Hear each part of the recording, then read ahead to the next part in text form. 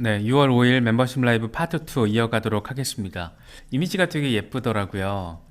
쓰나미가 지금 오고 있다라는 건데 그 쓰나미가 XRP라는 쓰나미. 그런데 그 쓰나미가 이 마더 어스라고 우리가 얘기하잖아요. 마더 어스. 예, 어머니 지구를 품고 있는 어머니 지구가 품고 있는 그러니까 지구 전체를 블록체인을 통해서 연결시키는 그런 역할을 XRP가 이제 해낼 거라는 거를 또 요런 의미로 또 표현을 했더라고요. 그래서 와, 참 요건 머리를 좀 썼군 이런 생각이 들어가지고 가져와 봤습니다. 정말 이게 쓰나미가 될지 뭐가 될지는 모르겠으나 쓰나미가 됐으면 좋겠지만 어쨌든 뭔가가 이전과 다르게 조금 더 분위기가 꾸물꾸물 거리고 있는 것만은 확실하게 느껴지고 있는 것 같습니다.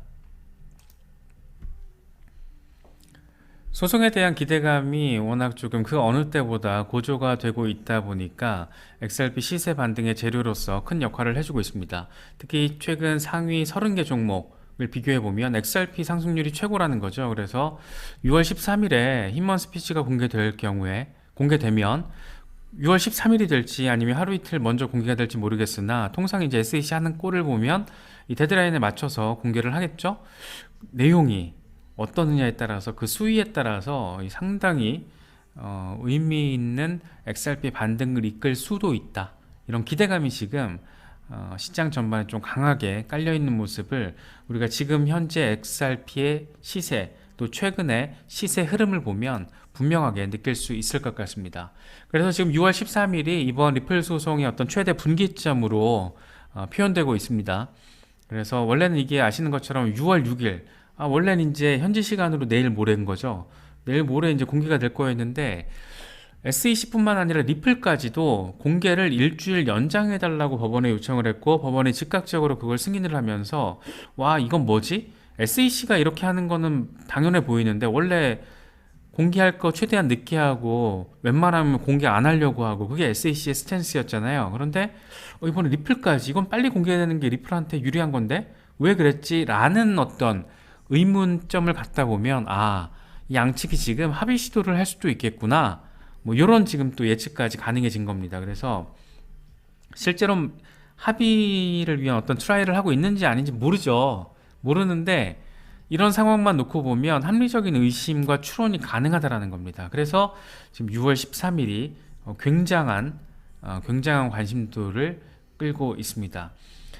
일단 판결 시점과 관련해서는 뭐 여러 가지 전망들 나오고 있죠. 뭐 누가 알겠어요. 그냥 아날리사 토레스 판사가 내놔야지 판결 나왔구나 싶은 거지. 그럼에도 불구하고 XRP 진영에서 활동하고 있는 변호사들을 중심으로 어떤 나름의 근거를 가지고 제시된 부분들을 보면 이 제레미 호건 변호사가 딱 그런 얘기를 해요.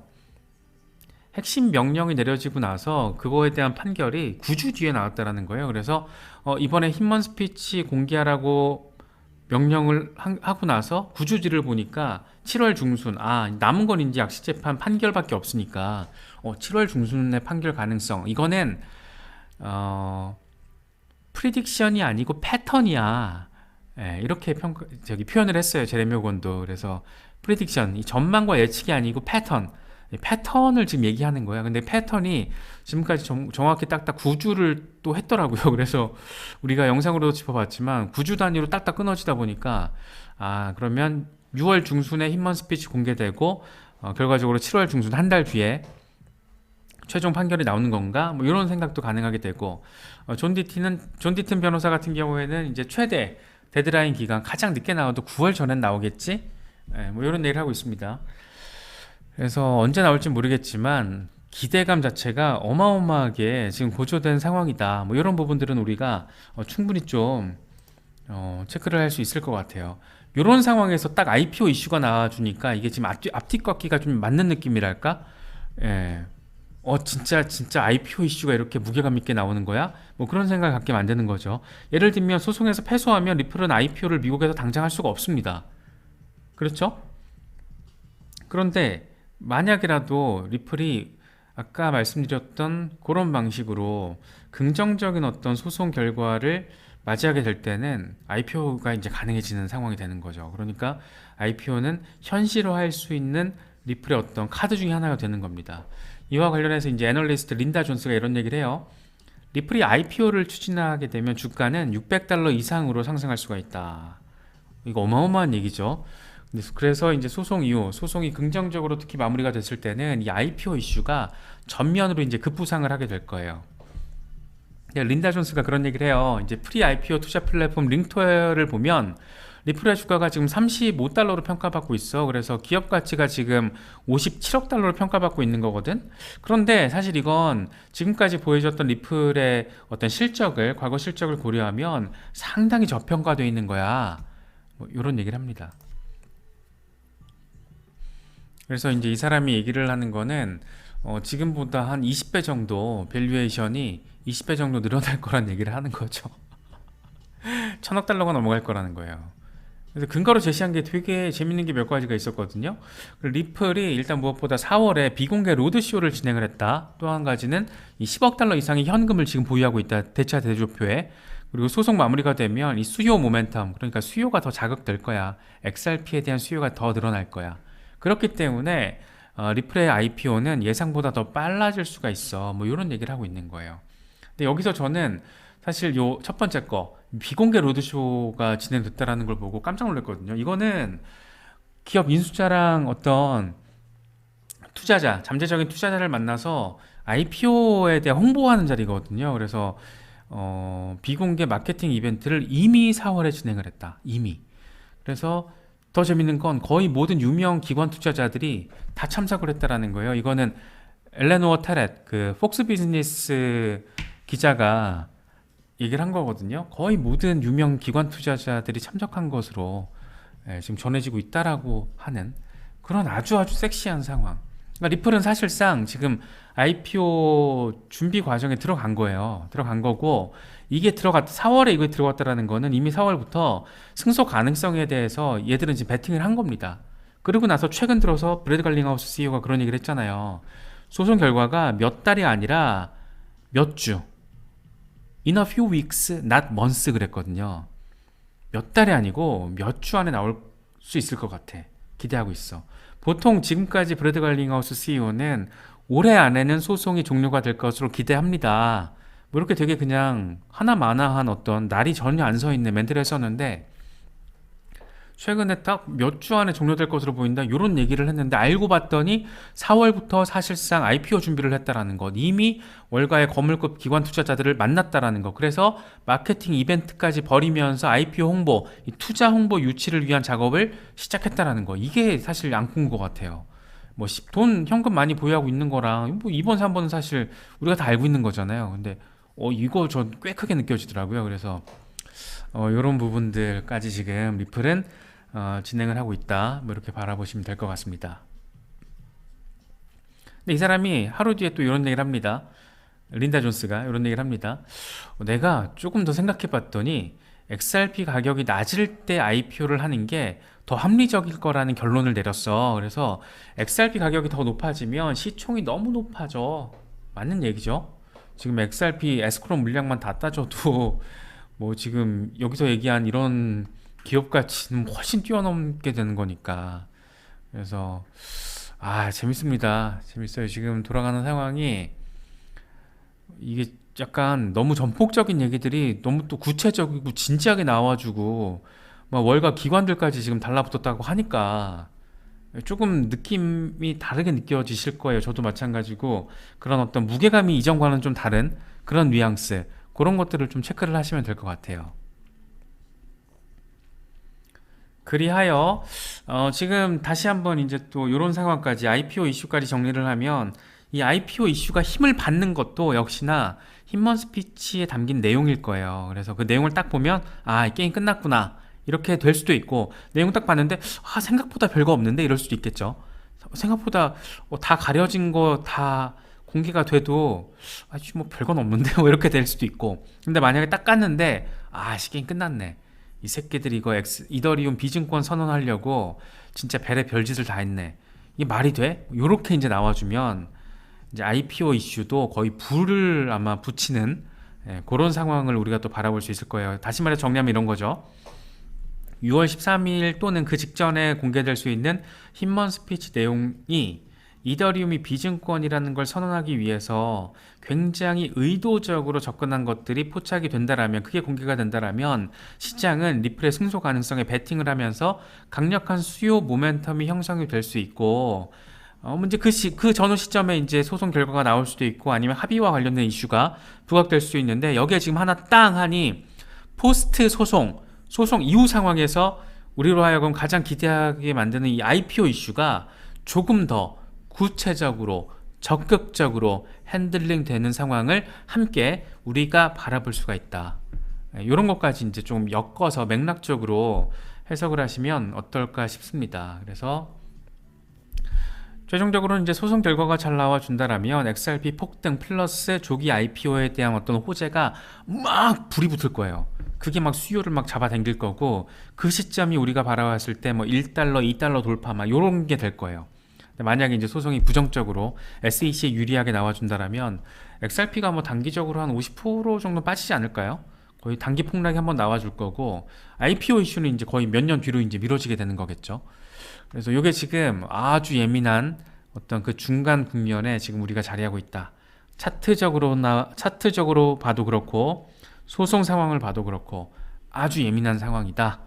네, 동시에 아주 기대감이 높아지고 있는 그런 상황이기도 하다. 이런 부분들을 우리가 조금 함께 체크할 수 있는 뭐 그런 상황이라고도 평가를 할 수 있을 것 같아요. 사실 이제 소송이 잘 마무리가 돼서 소송 자체가 짠하고 굉장히 의미 있는 결과, 그러니까 초기 판매 물량은 투자 계약으로 볼 수 있어. 그래서 증권성을 가지고 있어. 다만 2차 시장에서 판매된 거는 기본적으로 증권이라고 보기 어렵다. 요렇게 딱 나와주면 땡큐인 거죠. 땡큐. 그러니까 초기 판매 물량만 증권성으로 인정받고 있는 걸로 하고 그거에 대한 벌금 내고, 다만 2차 판매 물량부터는 증권 아니다. 요것만 딱 얻어내도 사실상 리플의 승리죠. 사실상 SEC는 이제 얻은 것보다 잃은 게 더 많은 거고, 그러면 다른 프로젝트 같은 경우에도 ICO 물량만 이제 증권으로 규제가 되는 거고, 2차 시장 판매 물량은 증권으로 보기 어렵다라는 선례가 깔리는 거라서 사실상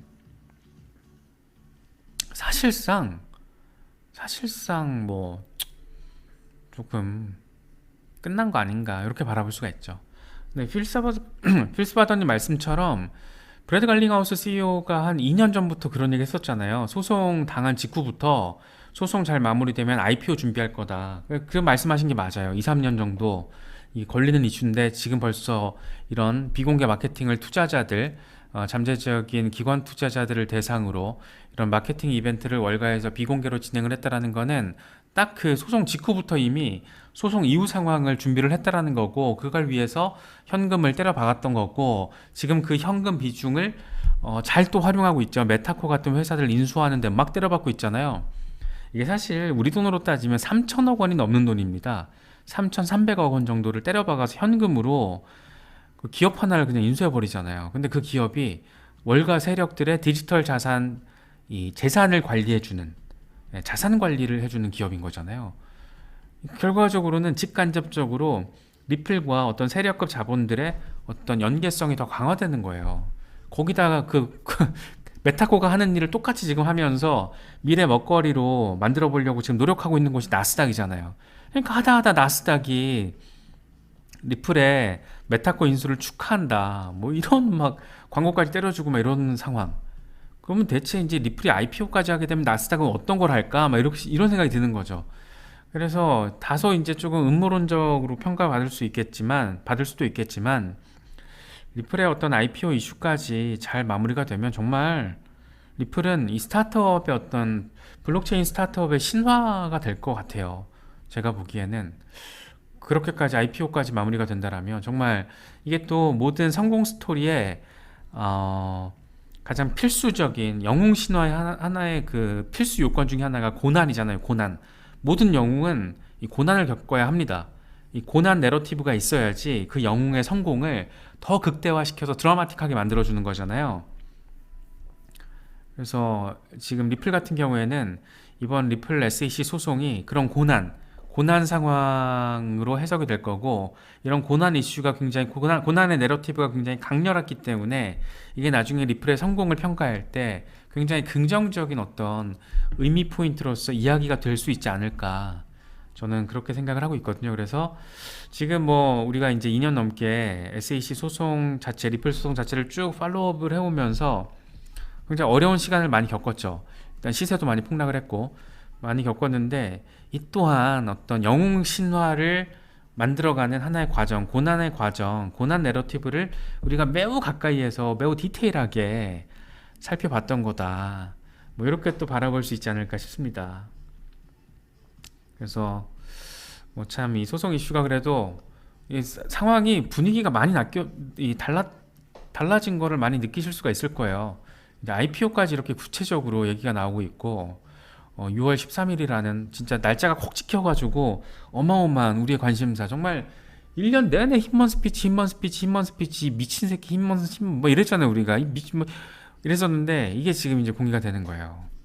여러 가지 뭐 시세 기술적인 분석을 통해서도 굉장히 지금 중요한 저항 돌파 시도를 하고 있고, 굉장히 소송에서 진짜 핵심 문건 중에 하나인 힘먼 스피치 공개를 앞두고 있고, 소송이 잘 마무리가 되면 이제 IPO까지 바라볼 수 있는 상황 지금 우리 앞에 있습니다. 그래서 저희 채널에 또 리플 중장기 홀더분들 많이 계시니까 이런 부분들도 같이 잘 참고하시면 좋을 것 같습니다.